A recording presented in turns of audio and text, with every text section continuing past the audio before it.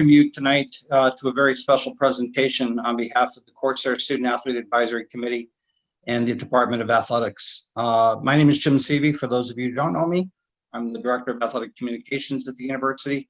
We're very pleased and honored tonight to be joined by Jenny Fischer, who is going to speak to us on a topic that is just so important to all of us right now. The title of the topic is Keep Showing Up, a discussion on mental health awareness. Jenny, I'm going to let her tell you guys a little bit about herself. But Jenny, first, welcome. It's an honor for us to have you here this evening, and we're looking forward to a very good discussion tonight. No, thank you, Jim. I appreciate that. And I'm happy to be here too, and to be able to talk about this. I'll get into why it means a lot about me, but I feel like I need to just say first and foremost, I wouldn't say I'm any expert on the topic of mental health. It's just something that means a lot to me. And I think it's something a lot of young people need to talk more about. And I wouldn't say be concerned with, but at least be cognizant of. And so I'm happy to be here and talk about it. But like you said, I'll give a little bit of who I am and a little bit of my story. So like you mentioned, my name's Jenny Fischer. I'm 23 years old, so I graduated from Marquette University. Yes, I have the pin in the background, the pennant, sorry, that I graduated in 2019. So I still feel pretty fresh, but when I tell people I just graduated, like I'm starting to get past the point where I can say just anymore. But while I was there, I worked with the men's and women's basketball teams, did stuff in the athletics office, did a lot of internships, and now I currently work at the NBA. And at the NBA, I do digital and social media for the WNBA because it is considered an affiliate league of the NBA. And so like just today, it was posting content to all the Instagram, Twitter, Facebook. I made a TikTok today. So it's kind of all over. One step ahead of me on that, trust me. Oh my gosh, it's, well, I just did a highlight of a play. So I wouldn't call myself a TikTok connoisseur or anything. But basically, I tell people this. My whole life has really been about basketball and storytelling. That's been my job. That's been how I kind of live my life. It's been my family. And it's just really, I think, the best way to define who I am and what I'm about. Well, you came from a basketball family. Yeah. Both of your parents played basketball at Marquette. Your father, Cliff, Charlie, whatever he was called back then. Yes. Cliff was a walk-on the team in the mid 80s and early 80s, and your mother Jill played on the first Division I team at Marquette. Your brother Charlie played at UW Whitewater on a national championship team. So certainly athletics is a huge part of your life. You were also a student athlete in high school, and certainly what our student athletes go through with time management and everything else, it's something that the skills that you honed as a student athlete. What were some of the experiences that you had in high school that have prepared you for college and certainly for your professional career, as many of our student athletes are about to embark on the same? Yeah, well, I'll even say when I was at Marquette, I played on the club basketball team. So obviously it wasn't the Division I team.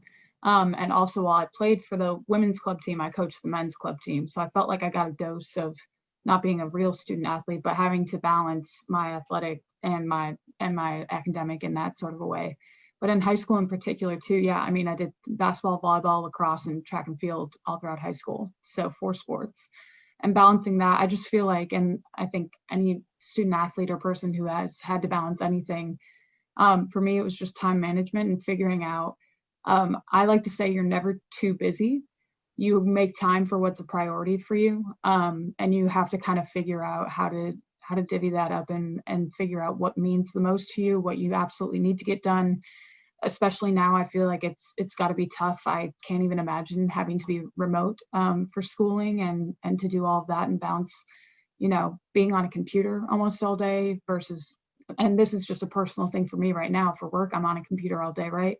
I try and do 10,000 steps a day.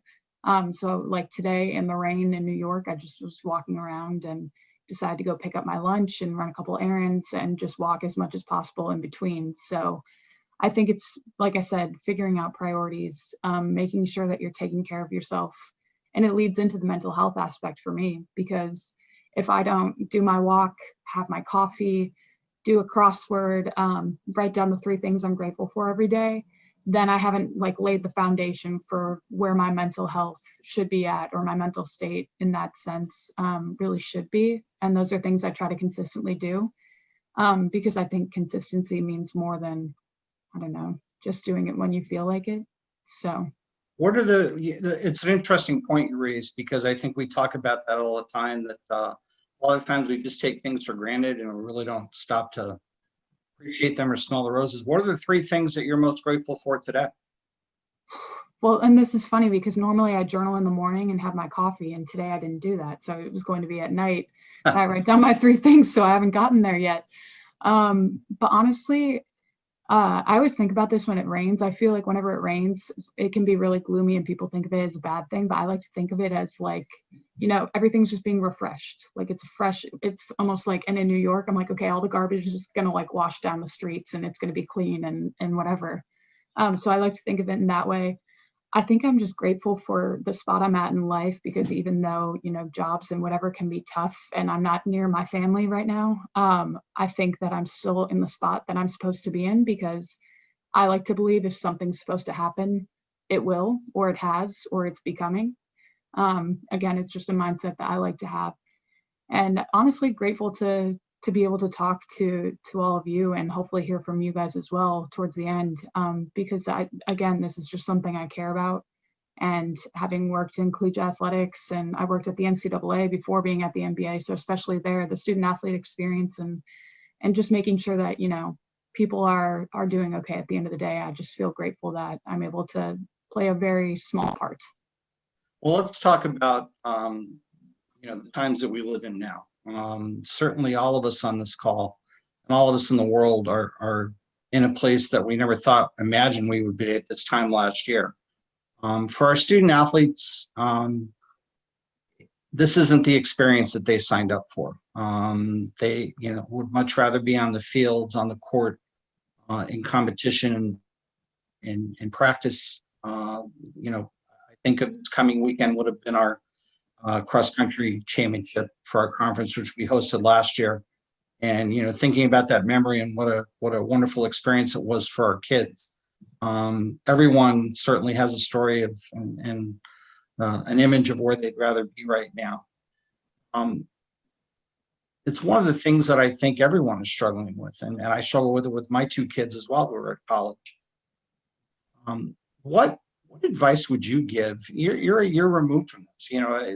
18 months ago, you were in a spot where our student athletes are right now. You mentioned, writing down the 3 things you're grateful for every day. What are some of the other things that you do to help you get through these times? Yeah, so I mean, I'm sure we'll talk about the motto, keep showing up, but that's been something that's been absolutely huge for me.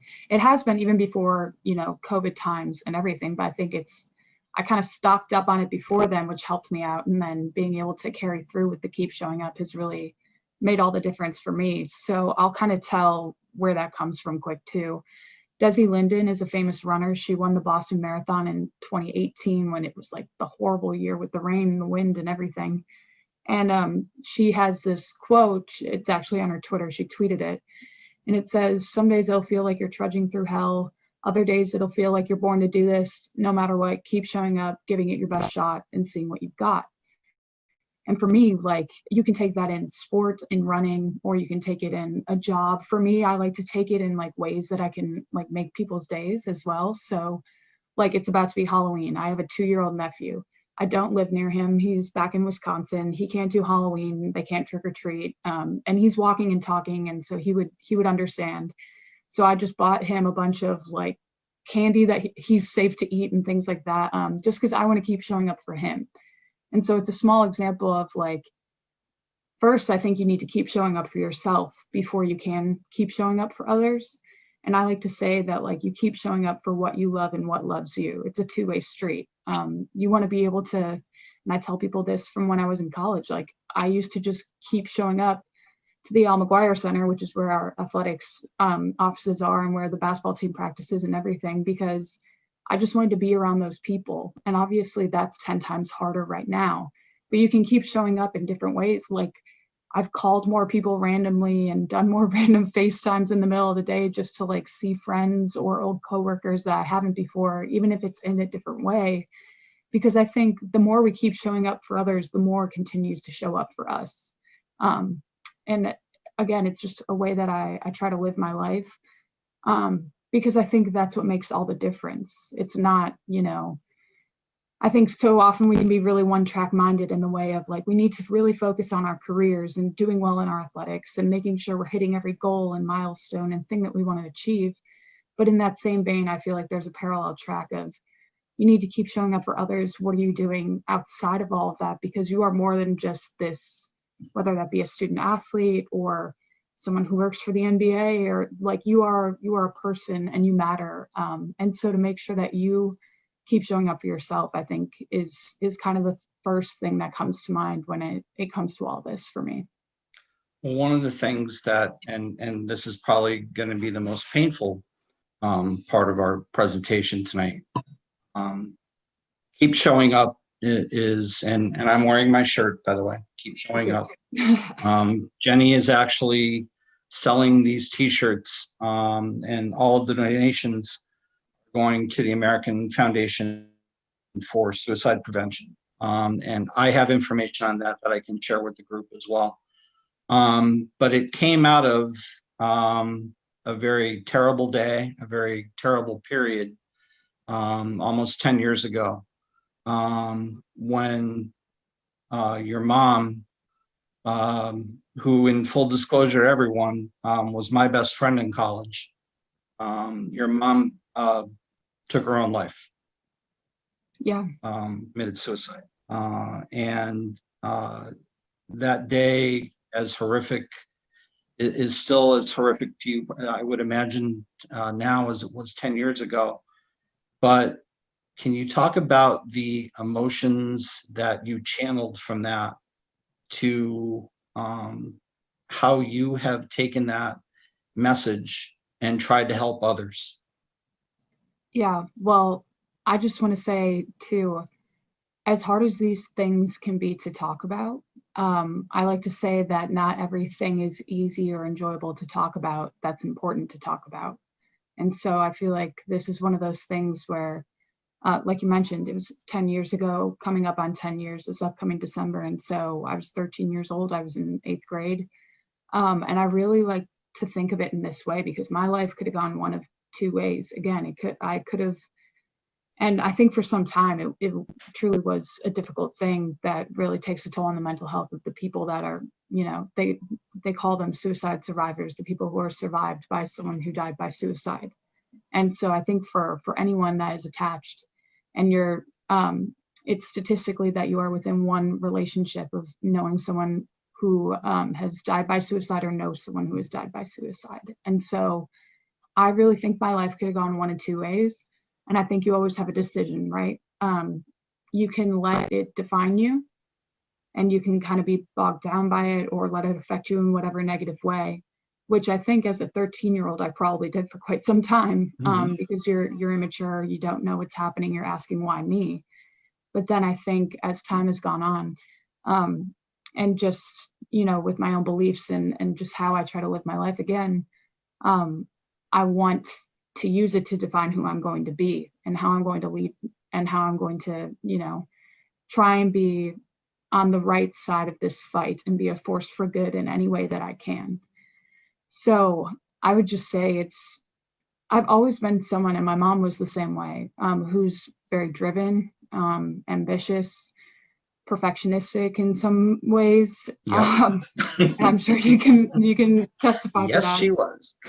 And so, but I want to make sure I use it in a way that's, first of all, healthy. Not to say that hers wasn't healthy, but I think we all just need to keep in check, like the standards that we hold ourselves to and like how hard we push ourselves, because sometimes it can take a toll on us. But I think for me, it's just making sure, like I said, taking that kind of stuff in who I am and using it in a way that's a force for good. So normally I've been doing these, the American Foundation for Suicide Prevention has these Out of the Darkness walks.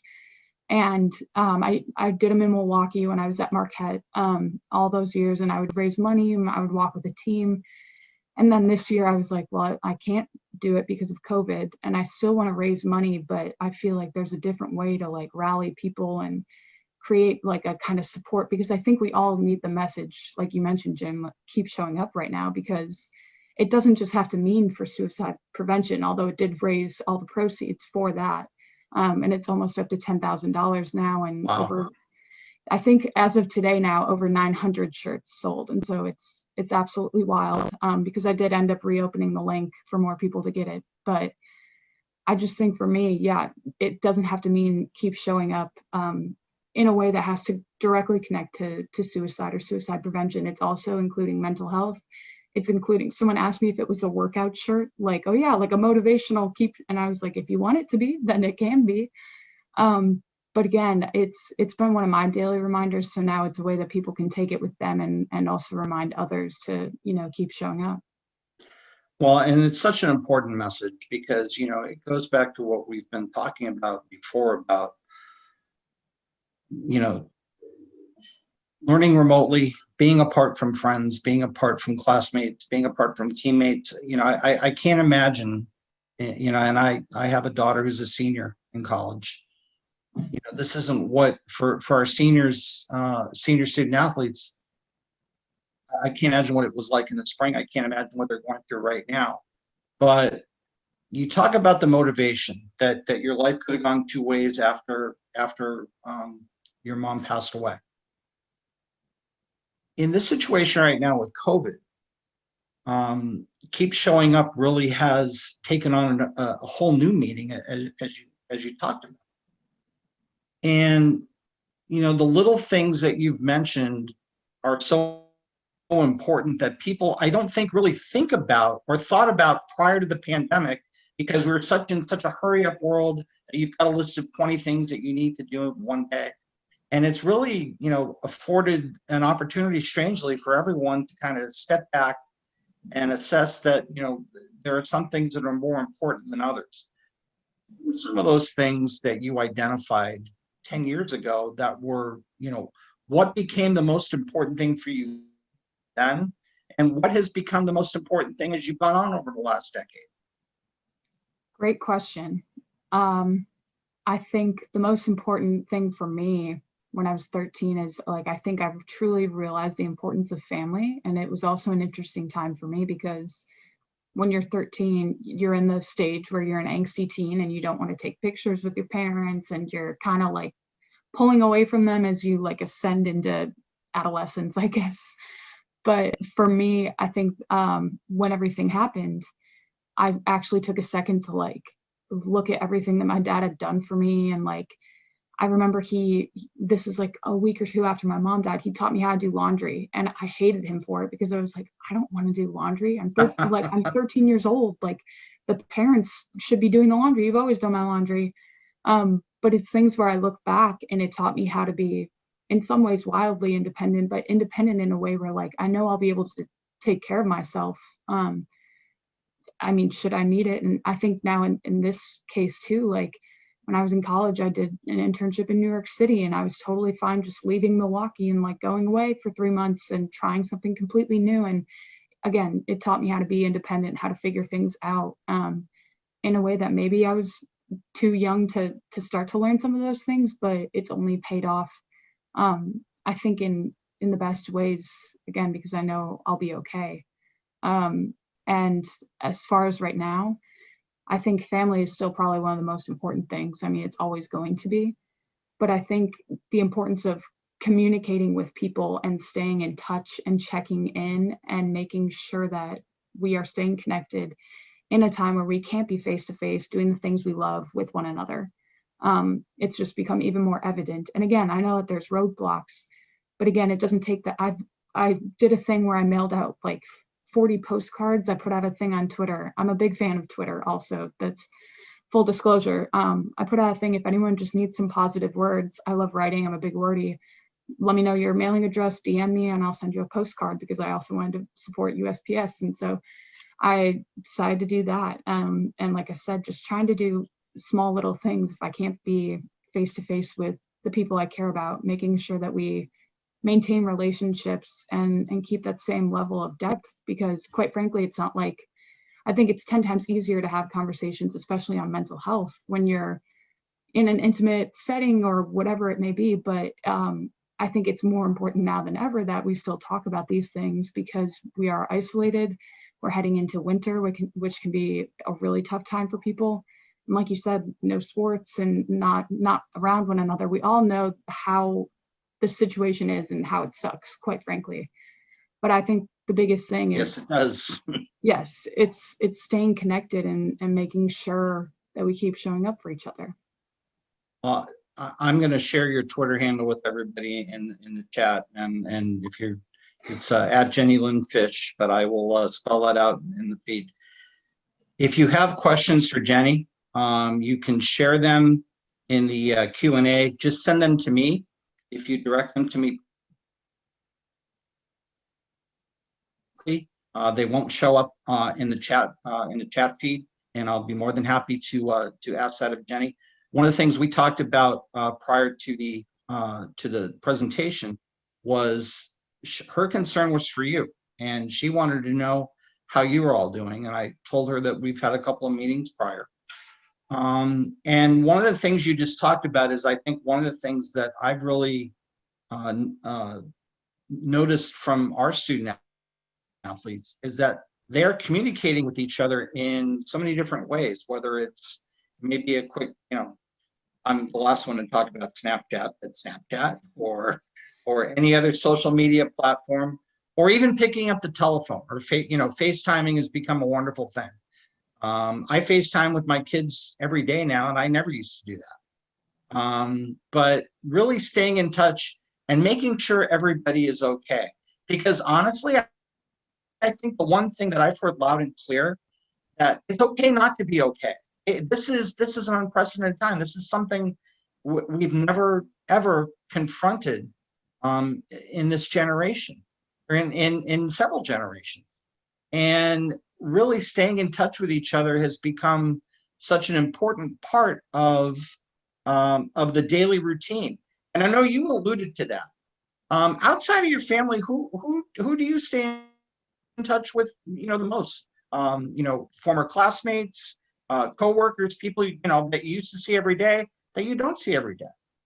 Yeah, well, this is also why I think the whole Keep Showing Up t-shirt campaign has been kind of a blessing, because I've been given the chance to reach out to people that I maybe haven't heard from, an old neighbor that I had grown up with and things like that, who have bought the shirts that I get to personally thank them for.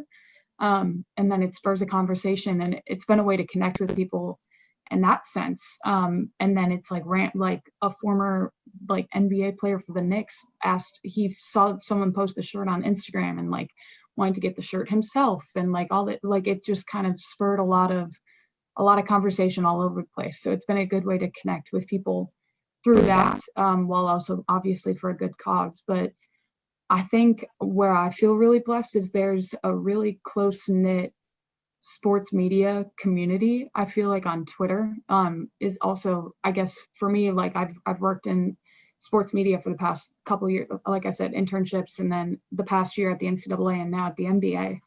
And so I just feel like I've met so many people far and wide.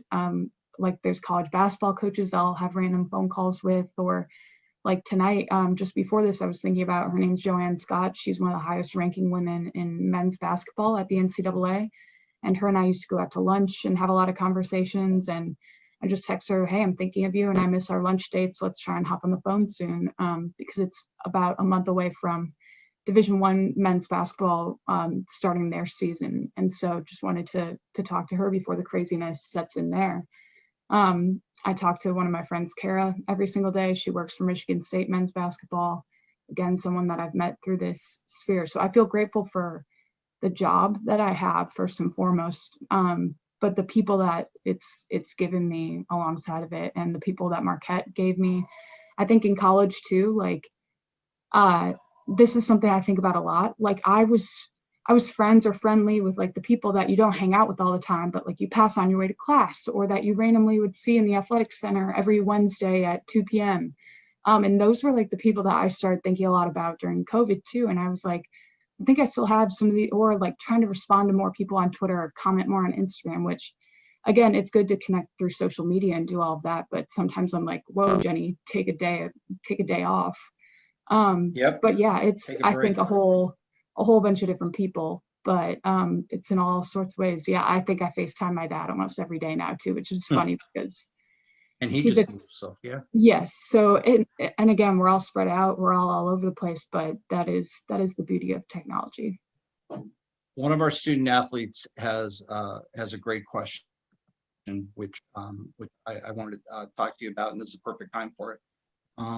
What tips do you have for them to stay motivated? We're heading into, the 7th month of this pandemic. Their lives have been uprooted in ways that I don't think anybody could have imagined.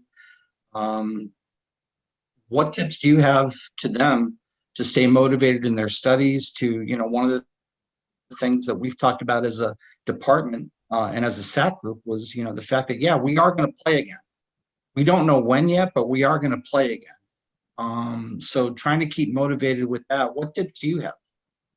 Yeah, well, first and foremost, I'll say that I know that you guys are student athletes, so I think you know what works for you motivation wise when it comes to being on the field or on the court, wherever it may be. But I think during this time, it's a different kind of motivation, right? And so, two things that I like to think about.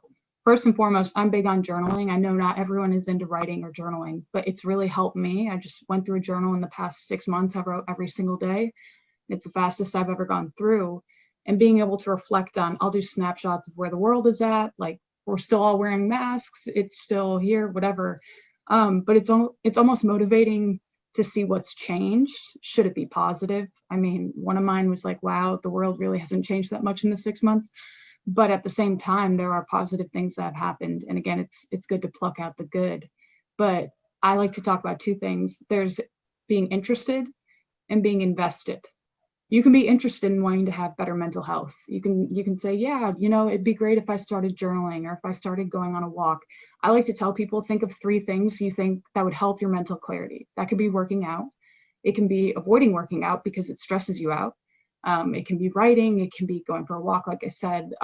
There's different things that work for everyone. I have friends that do meditation.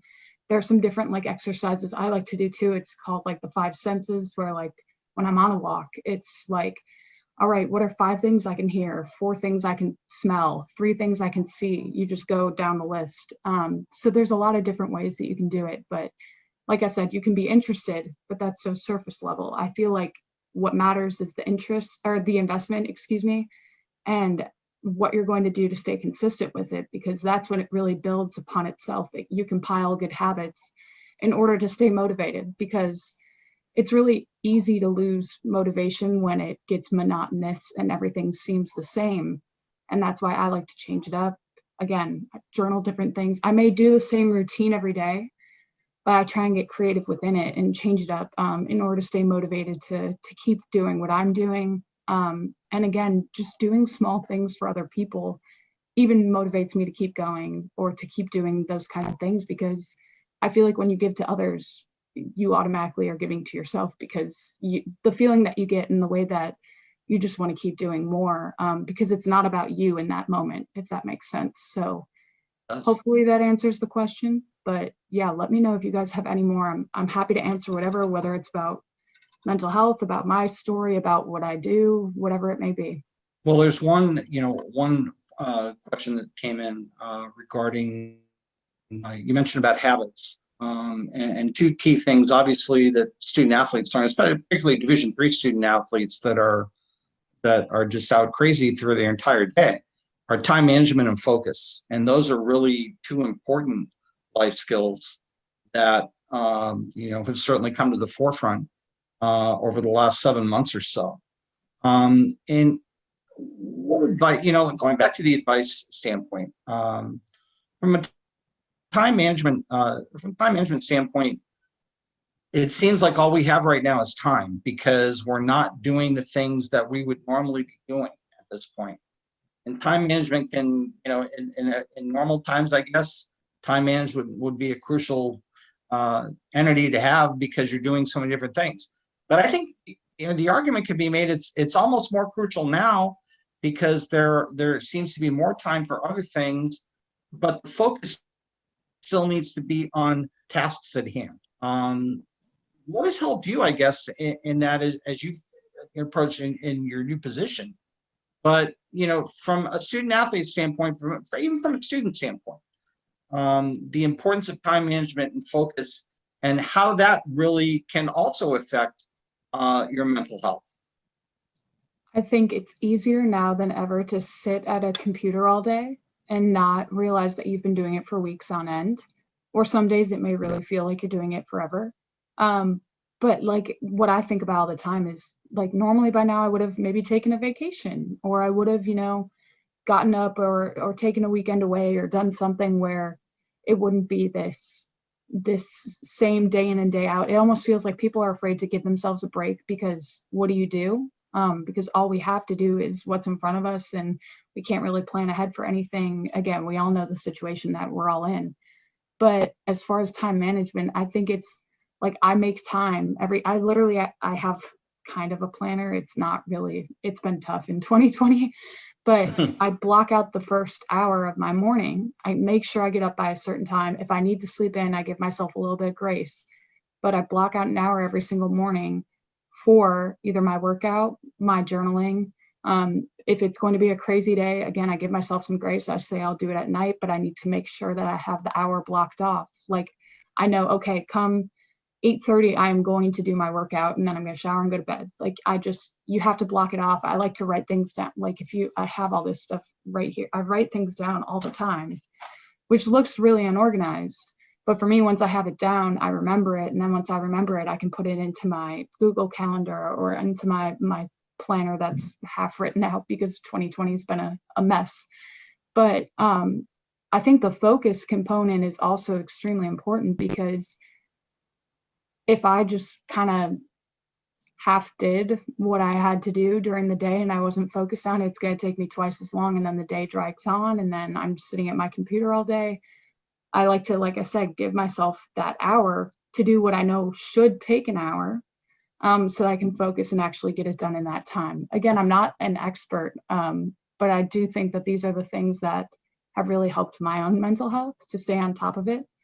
And again, I've been doing it it's probably been years now, but like come COVID, I've actually gotten better at it because I've had the time to sit down and force myself to actually get a little more obedient, because I think it really does take a lot, like I said, to be committed when you don't have as much motivating you, or you don't have people alongside you. I did workouts. My friend Kara that works for Michigan State that I mentioned earlier, we FaceTimed every single morning. We did a 25-day workout challenge.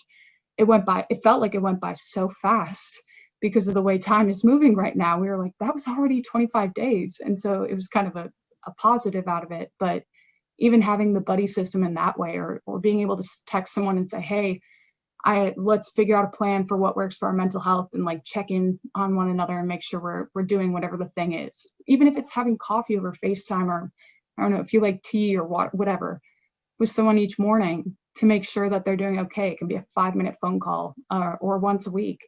I think that's even a good way to have that time management, that focus, and that commitment and motivation all kind of bundled into one. I want to go back to 2010, and actually the months and years subsequent, probably the first 6 months and the 2 to 3 year period after that. For you, that was a new normal. It was a new normal knowing that your mother wasn't there. We hear the term new normal being used a lot, and I think in some respect it's both optimistic and it's also scary, because we're all going down a path that we've haven't gone down before. What would you say was the one thing that you took in the short-term period after your mother passed away, and you went into the new normal of a 14, 15, 16-year-old and ultimately into college? And the parallels drawing to that, what our student athletes, what all of us are going to face when the new normal comes, when we can all, walk the street safely again and try to resume our normal activities. What are some of the parallels that you would draw to how that did affect your mental health, and how it will affect our mental health going forward? I think the thing people hate about new normal is it means that something has ended. And the hardest part of ending, I think, is starting something again. So right now, it almost feels like we've been in this gray area for the past couple months because is it done yet? It's not done yet, but when will it be? We don't know. And I think with new normal, like I said, you know that something is done with and something else is coming. For my situation, there was some gray area, which was probably like the subsequent months and such. But I think the biggest thing about adjusting is knowing that you just take it a day at a time. A lot of people like to race ahead. And right now, again, we're being forced to be in a situation where we cannot plan. Like you said, we know that there will be sports again. I always think about, like, people ask me, why the heck did you move to New York in the middle of a pandemic? The president just called it a ghost town. It's not what it used to be. Why would you want to live there? And for me, it's like, I know, first of all, my job, but second of all, I know I want to be here for the comeback. I mean, how much do people love a comeback story? To be able to be a part of something that's going to come back and be alive again. And so I think that's kind of the motivating factor in that. But things that kind of help me adjust and get through, like I said, it just makes me think I took everything a day at a time, because you are literally forced to. You don't think about the long term or how you're going to get there. I remember I was like, how are we going to pay for college? How are we going to do, like, having to have those kind of tough conversations and thinking ahead in that way. But you almost can't let your brain get all the way there, because you're going to take it as it comes and you're going to make the most of it in whatever way, shape, or form it does. Because again, the mindset that I like to take is whatever's supposed to happen will happen. And we're going to get through it either way. It's either going to make us better, or we're going to be grateful for it and enjoy it in a more positive way. Than we just have to take it and learn from it. But again, it goes back to the one of two ways, and it just kind of depends on the way that we compute it and decide how we're going to take it, what we're going to do with it, and if we're going to lean on each other or not, because I think it's way easier to do this, as a group than alone. Well, I think that, it plays into what to the theme of the evening of keep showing up, because we're waiting for that, taking the optimistic approach of everything being better. And I think that's really in talking to our student athletes and the questions that they've asked tonight is, keeping an eye on the ball, I guess, for lack of a better term, of seeing the future, that yes, we are going to be doing this again. I think the frustrating thing for all of us is not knowing when, but taking that approach. I want to go back to keep showing up, and the questions that the student athletes have been asking have been great. Tell us a little bit more about your efforts to support the Suicide Prevention Foundation, and how anyone can be a part of it and make a contribution, buy a shirt, or just learn more about the organization. Yeah, so AFSP, like I said, has been something that I've been involved in for a long time. I don't even know how it ever truly got started. I think, like, my brother had dated a girl that would do the walks every year, and then we were like, oh, like, there's walks, and just learning more about it, and they're all over the country. But like I said, with COVID, for the t-shirt campaign in particular, so there's a link, and basically it automatically connects right back to AFSP. The t-shirts are $15. I'm not here to sell you anything. This is just if you want one. I want to make that clear. This is also something that, like, as I've been promoting it across my own social media, because that's the only way I really have to do it, I've tried not to connect it to my mom, because this is about so much more. Yes, it's like my story, and that's my connection to it, and that's why in one way.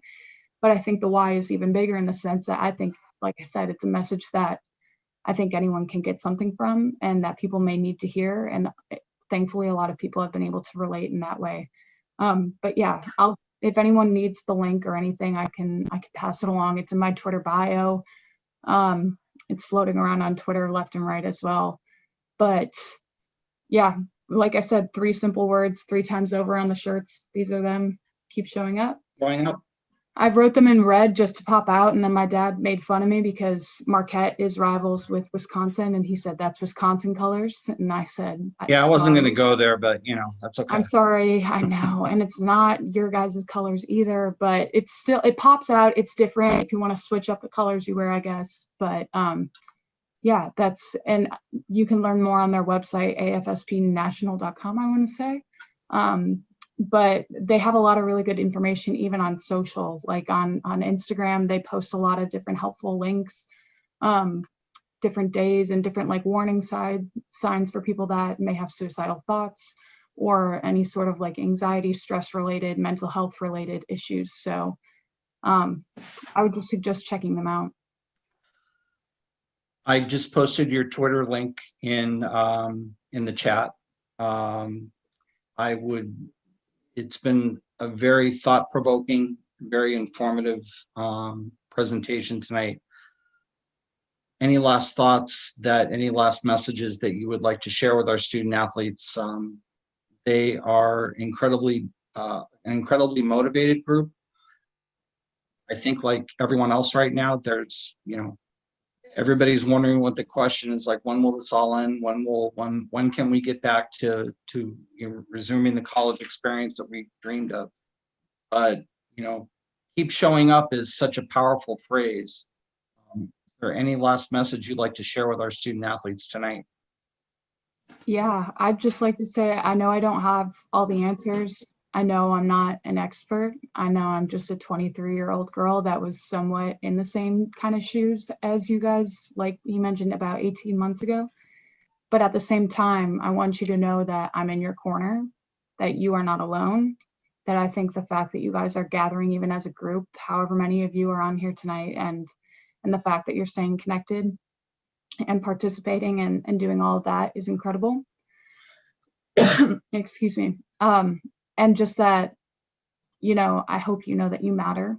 And again, to just keep showing up for yourself first and foremost, before you can keep showing up for others as well. And that if anyone has any other questions or wants to talk about anything, happy to answer here for the next couple minutes, or if you would like to reach out to me, otherwise, absolutely happy to as well.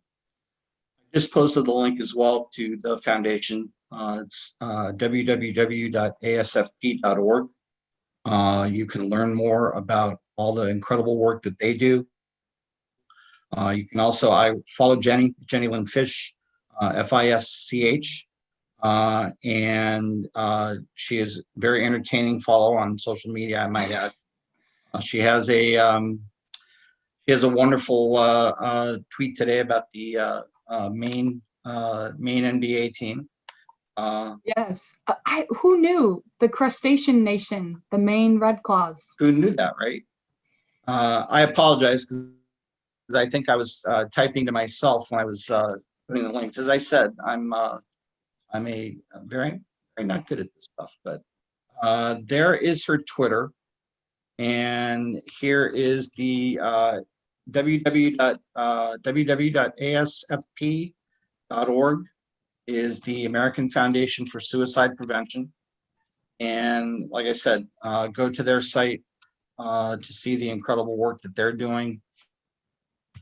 Follow Jenny on that, and if you guys can't see this still, I will tweet it out later on with information. Jenny, I can't, on behalf of all of us, I want to thank you. I want to thank you on behalf of our SAAC advisor and our head ice hockey coach, Eric Nowak, our co-advisor, the head women's lacrosse coach, Olivia Coakley. Our SAAC president is an ice hockey student athlete, Melker Kroon. Our entire staff, and especially our director of athletics, Amanda Van Voris. She has been an incredibly supportive of the mission of the Student Athlete Advisory Committee. And I know we're just so excited about this presentation and the message, and you've given us a lot to think about tonight. And I think the biggest thing now that we have until the end of the semester, until the end of the pandemic, is to keep showing up. So thank you so much for your time tonight. We will be supporting your organization and everything that you're doing. And again, thank you for everything, and the very best to you in your new position. And we definitely will keep you posted on how things are going at UMass Dartmouth. Yes, thank you guys so much. Really, really do appreciate it, and keep showing up. Okay, guys, have a great night, and we'll see you in a couple weeks for our next presentation. Take care.